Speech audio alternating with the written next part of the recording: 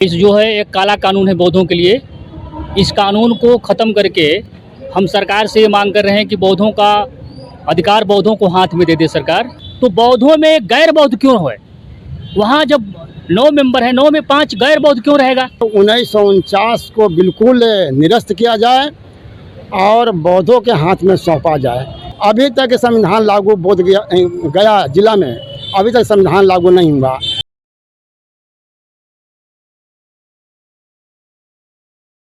दिल्ली से पहुंचे मैं और तस्कीन बिहार, और बिहार में इलेक्शन कवर करते करते अचानक से हमने कुछ बौद्ध भिक्षुओं को सड़क पर देखा। तो हम लोग के कदम अचानक से रुक गए और इनसे पूछने लगे कि इनकी क्या कहानी है, क्यों आखिर ये सड़कों पे उतरे हुए हैं।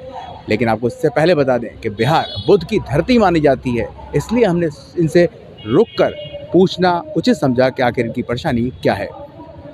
कहाँ से आए हैं महात्मा जी आप? हम जो कैमूर से आए हैं और यहाँ हम लोग धरना दे रहे हैं गर्दनी बाग में। जी, तो आप यहाँ पर धरना दे रहे हैं। बिहार को बुद्ध भिक्षुओं की एक धरती माना जाता है, उसके बाद भी ऐसी क्या परेशानी है जो आपको सड़क पर उतरना पड़ा? हम लोग जो बीटी एक्ट 1949 जो महाबोधि महाविहार बोध गया में लागू है, इस जो है एक काला कानून है बौद्धों के लिए। इस कानून को ख़त्म करके हम सरकार से ये मांग कर रहे हैं कि बौद्धों का अधिकार बौद्धों को हाथ में दे दे सरकार। इसी के लिए हम लोग धरना कर रहे हैं। उसमें प्रावधान इस तरह का है कि महाबोधि महाविहार जो बोध गया है उसमें 9 मेंबर हैं। इसमें 4 बौद्धिस्ट हैं, 4 हिंदू हैं और 1 जिलाधिकारी पदेन अध्यक्ष है, यानी वो भी हिंदू ही है। यानी 5 हिंदू और 4 बौद्ध हैं, ऐसा है उसमें प्रावधान है। तो 5 लोग जो चाहेंगे सो काम कर लेंगे बहुमत के हिसाब से।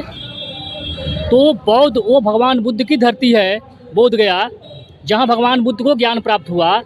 तो उसमें 4 गैर क्यों रहेंगे? गैर बौद्धिस्ट क्यों रहेंगे? जो बौद्धिस्ट नहीं है वो क्यों रहेंगे? आप जैसे समझो, जिस तरह से मस्जिद है तो मस्जिद का मालिक मुसलमान होता है, उसमें सारे के सारे मेंबर मुस्लिम होते हैं। ईसाई का जो चर्च है उसमें सारे लोग ईसाई रहते हैं मेंबर।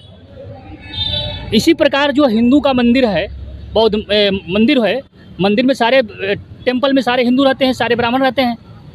तो जब जो जिसका होता है उसका वो सारे मेंबर होते हैं। तो बौद्धों में गैर बौद्ध क्यों है? वहाँ जब 9 मेंबर हैं, 9 में 5 गैर बौद्ध क्यों रहेगा? तो हम लोग सरकार जो 1949 एक्ट जो है वहाँ लागू हुआ है अभी तक है, उस सरकार से हम लोग मांग कर रहे हैं कि उस एक्ट को ख़त्म करके बौद्धों का अधिकार बौद्धों को दे।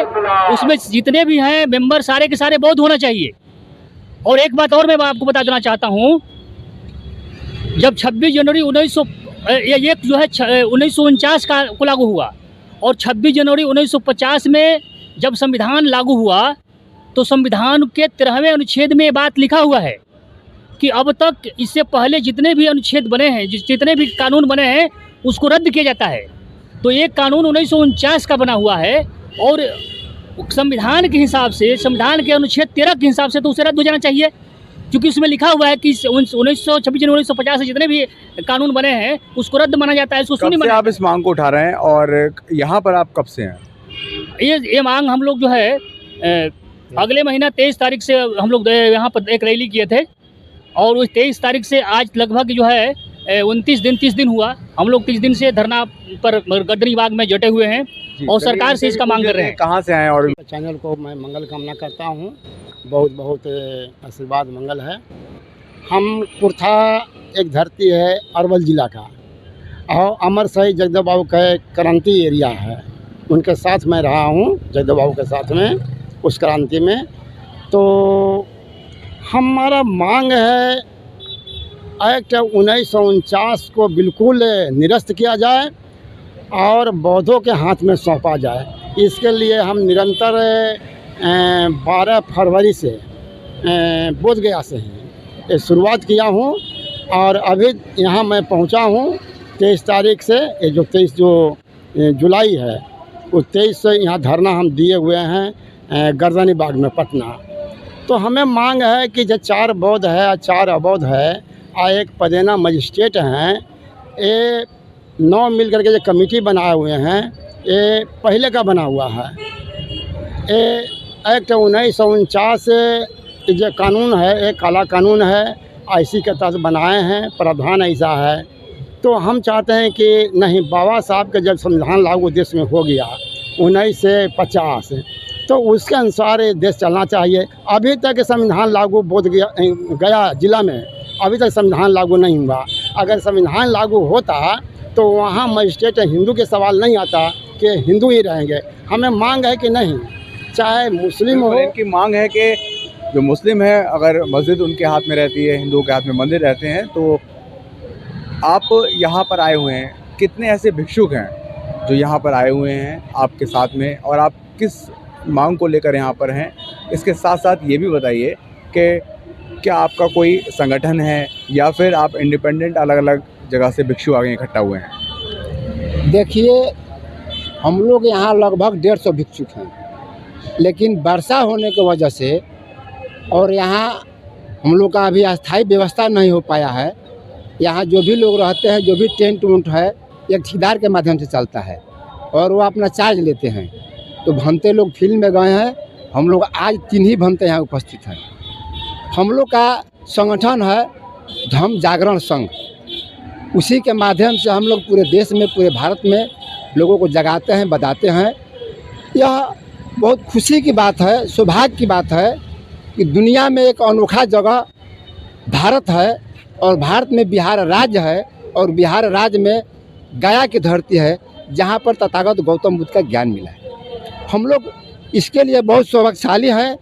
हम बहुत बड़ा अपने आप को खुशनसीब समझते हैं कि उस भूमि पर हम लोग का जन्म हुआ। लेकिन दुर्भाग्य है कि आज तक गया की धरती पर दुनिया के सैकड़ों देश के लोग माथा टेकने के लिए आते हैं। तो सवाल खड़ा होता है कि दुनिया के लोग गया की धरती पर क्यों आते हैं? भगवान बुद्ध ने दुनिया को क्या दिया? इस बात को दुनिया के लोग समझ गया कि भगवान बुद्ध ने दुनिया को क्या दिया, और उस चीज़ को जानने के लिए, पहचानने के लिए, परखने के लिए, इस धरती को नमन करने के लिए लोग लाखों लाख लोग उपस्थित होते हैं भारत की भूमि पर। जी, आप यहाँ पर मांग अपनी लेके आए हैं, अगर आपकी मांगों को नहीं माना जाता है, उस कंडीशन में आप क्या करेंगे? देखिए, हम लोग की मांग को हमारी सरकार मानेगी। सरकार समझ रही है कि भंते जी जो लोग हैं, दुनिया के लोग जिस तरह से इस बात को समझ गया कि भगवान बुद्ध ने दुनिया को क्या दिया, तो धारणा तो दे रहे हैं मांग के लिए, तो मांग तो हमको देना ही देना है। लेकिन इसी बहाने यदि भारत के लोग, बिहार के लोग इस बात को भी समझे, ताकि भगवान बुद्ध ने दुनिया में संदेश दिया था, दुनिया के लोगों को यह बताया था, उन्होंने सत्य का खोज किया था। इसका मतलब कि कोई असत्य था, उन्होंने ज्ञान का खोज किया था, करुणा, शील, समाधि, प्रज्ञा उन्होंने दिया दुनिया को। तो इसलिए सम्राट अशोक एक बहुत बड़े महानतम सम्राटों में अनोखा एक सम्राट थे, जिन्होंने इस विचारधारा को दुनिया के कोने कोने में पहुंचाया। यहाँ तक कि अपनी बेटी और अपने बेटा को लंका, आप जानते ही हैं, लंका संघमित्रा भी उनकी बेटी भी सहयोग किया और दुनिया में धर्म छा गया। आपकी बात समझ रहे हैं। बहरहाल देखना ये होगा, इनका पूरा विश्वास है कि सरकार इनकी बातों को मान लेगी, लेकिन अगर नहीं मानती है तो भी ये अपनी जगह पर डटे रहेंगे। आपसे फिर होगी मुलाकात, तब तक के लिए मुझे इजाज़त दीजिए। नमस्कार।